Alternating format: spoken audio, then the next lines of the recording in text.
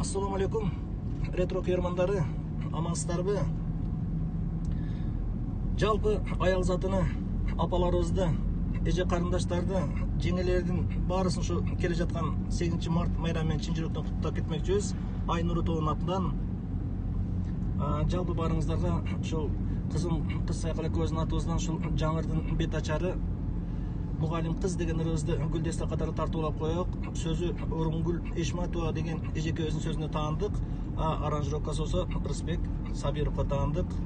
Мугалим кыз.